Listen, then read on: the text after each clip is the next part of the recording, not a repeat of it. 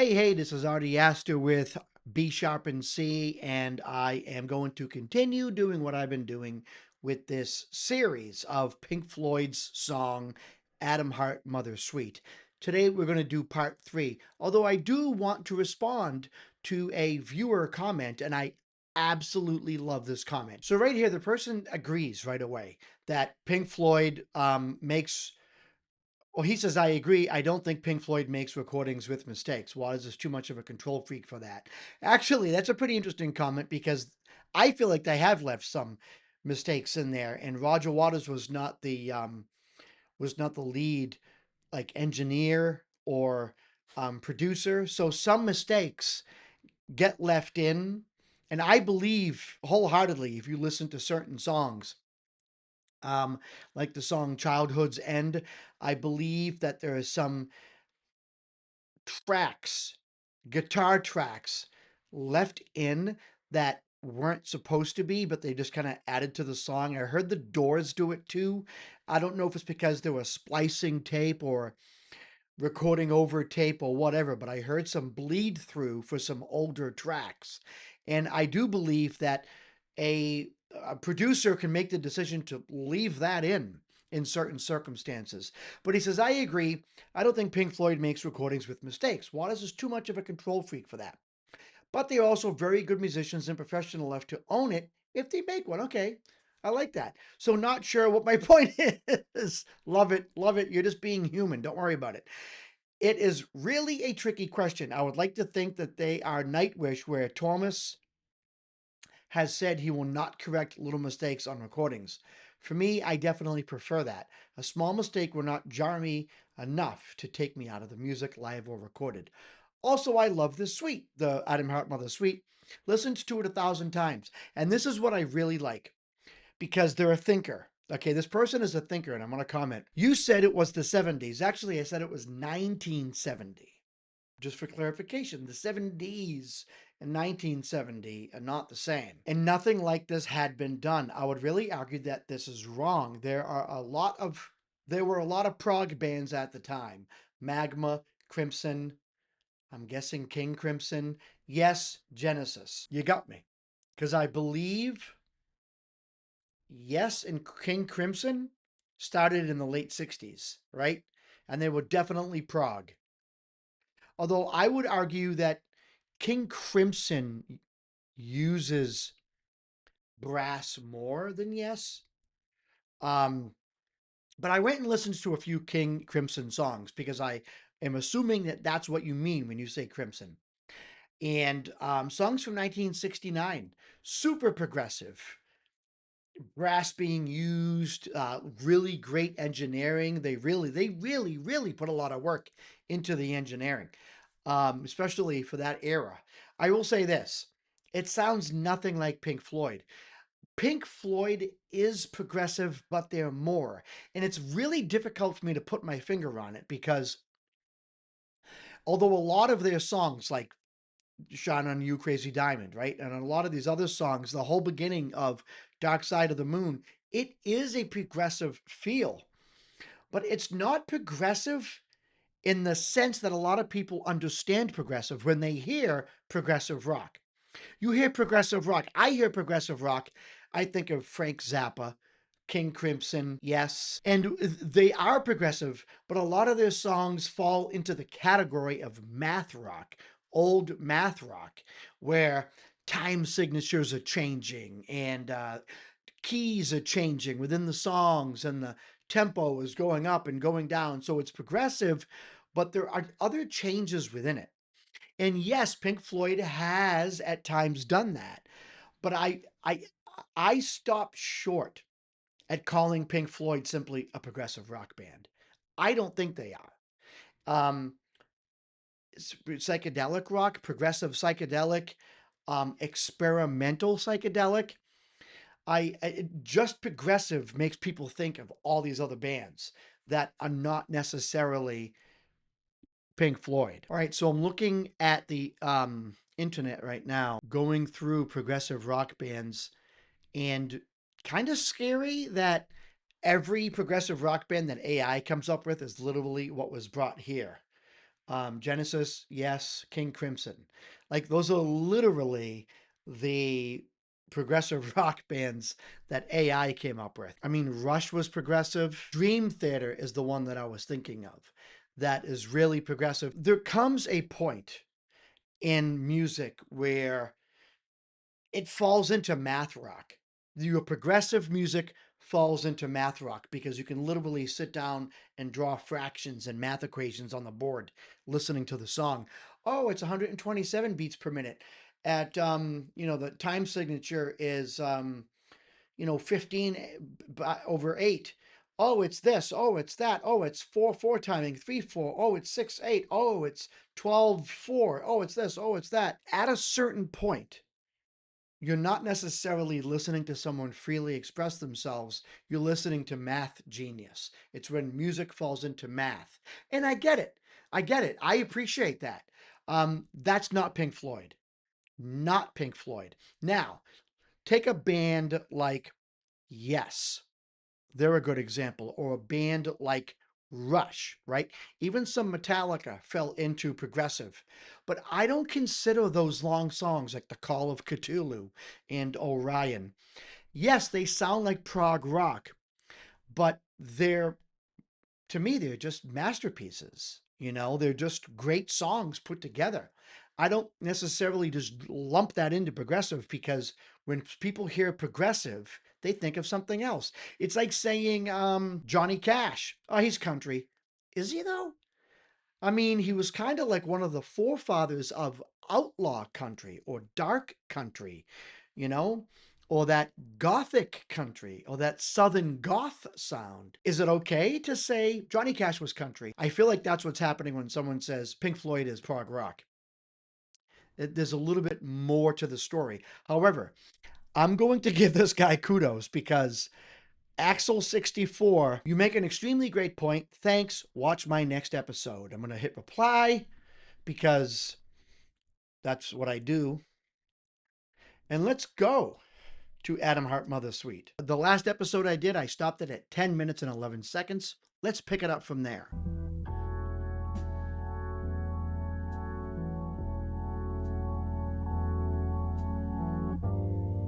Great organ. I think this is David Gilmour's first attempt at really taking the front and center stage with guitar. I thought he was going to come in right there.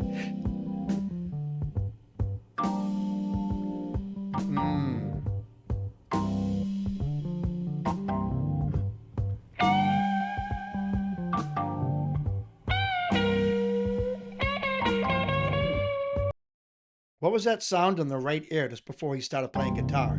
I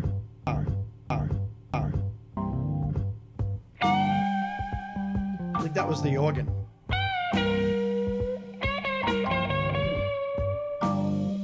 Nice bending.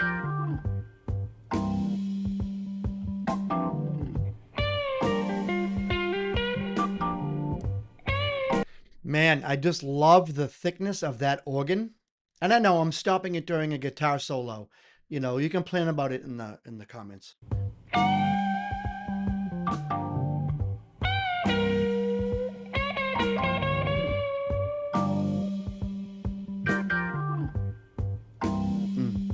Love it. Love it. Sliding down the keys.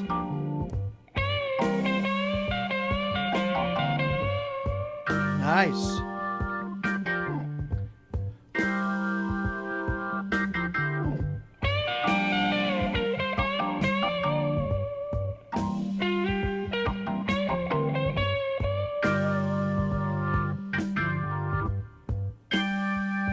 Man, Richard Wright just knew what notes to hit. All right, I'm stopping it again during the guitar solo. Complain about it in the comments, would you? You can hear the pick come off and on the strings here. This is so raw, but yet so good.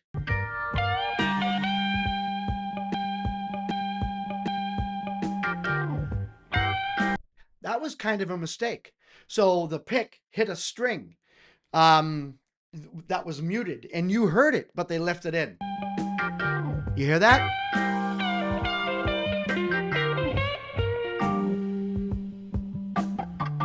Ah, so raw. The bass in the left ear. Who says you can't hit the same note over and over again? Listen, I'll go back and play this guitar solo note for note after this analysis, okay? But listen to that. Who says it's wrong to hit the same note over and over again? 17 times. 17 times.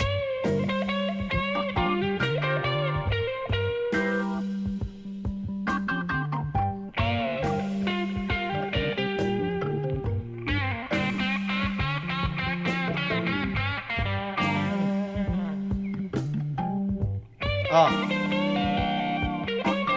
So you can tell that as he's playing, there are some notes he's letting end, the note is ending, and there are some notes that he holds while he's playing others. They bleed over each other. Really, really nice tactic. You hear that? Held one note and then played others. Let them bleed into each other.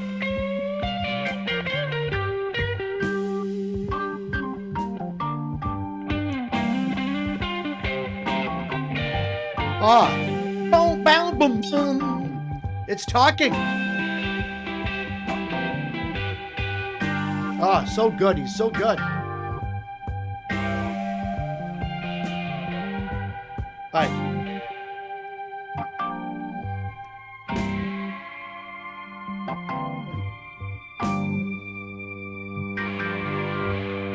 Ah, so good. Non-alcoholic.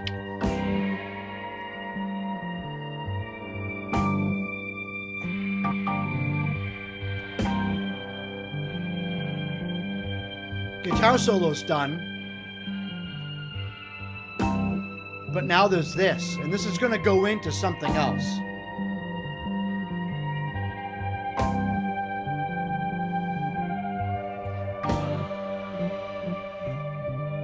This gets, okay, I'm going to stop it at 13 minutes and 25 seconds, okay? 13 minutes and 25 seconds. So we got like 3 minutes and, I don't know, 20 seconds out of it today. Basically, this was the guitar solo. This next part's kind of cool because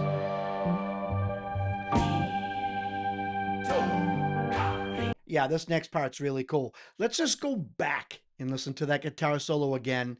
And let's think for a second that this is what did I say this was? Their fifth studio album? Yeah, it's their fifth studio album. So this is their fifth studio album. This is 1970.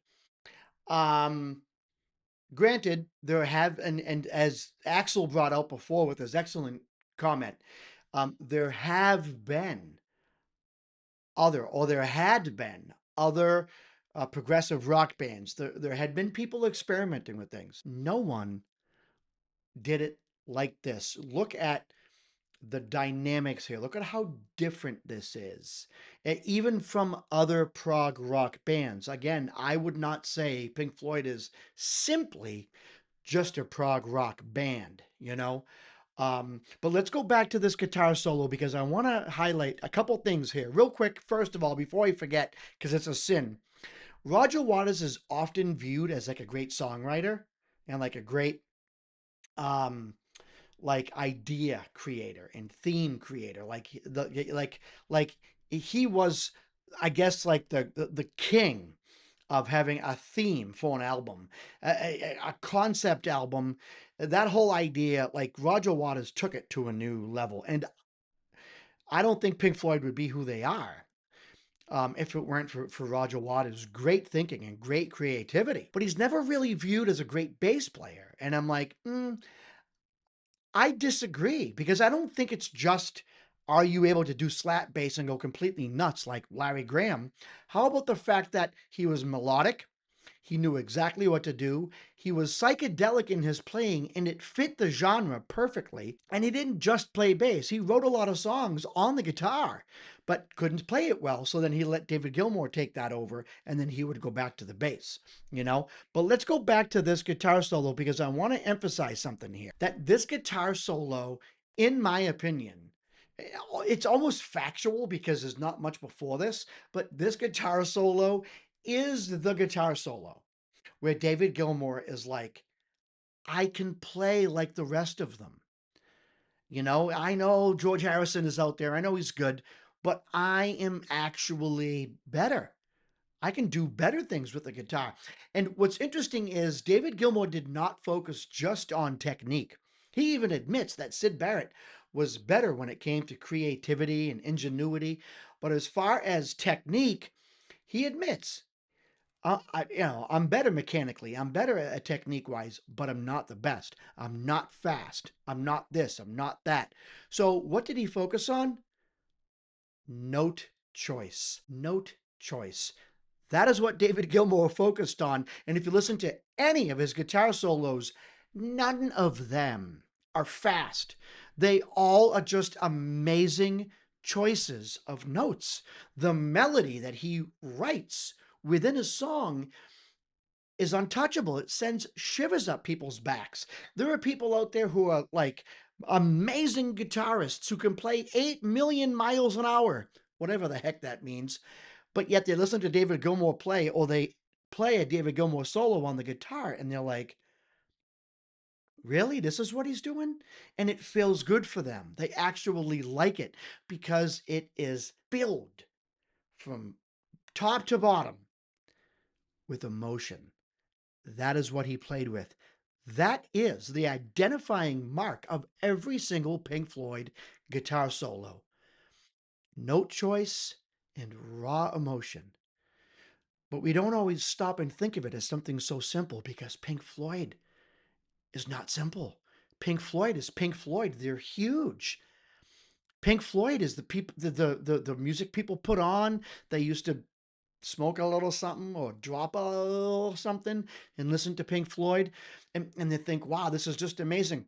But the raw emotion behind the guitar playing sometimes gets lost. Not all the time, not all the time, but sometimes people don't realize that as a person expressing his feelings, it's just within the universe of Pink Floyd, which is like super galactic.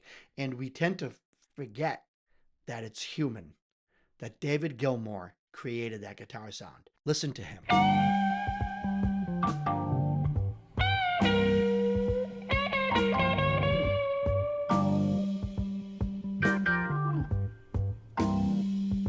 Silence.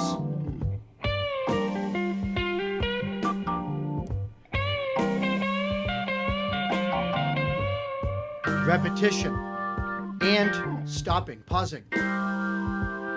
Then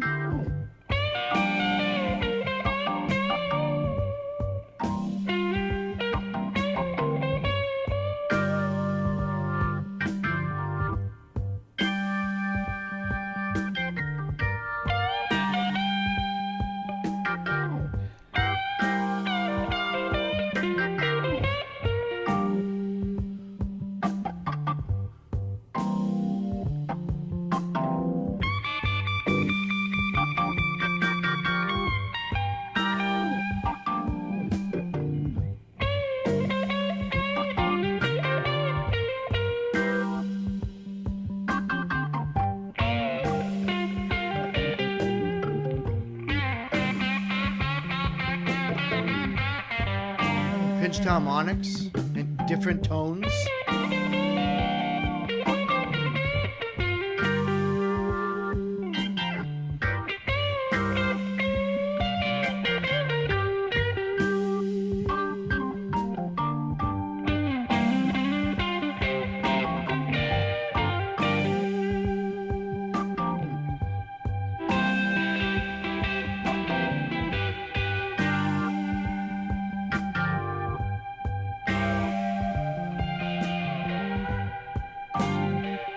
You hear it pull away, It sounds far away all of a sudden. It sounds far away. That's all engineering right there. It's probably not even David Gilmour's idea. It's funny, and you can still hear it in the background. Anyways, that is this episode of B Sharp and C. Make sure to put your comments down below and wait until next episode. This is Artie Asta with B Sharp and C.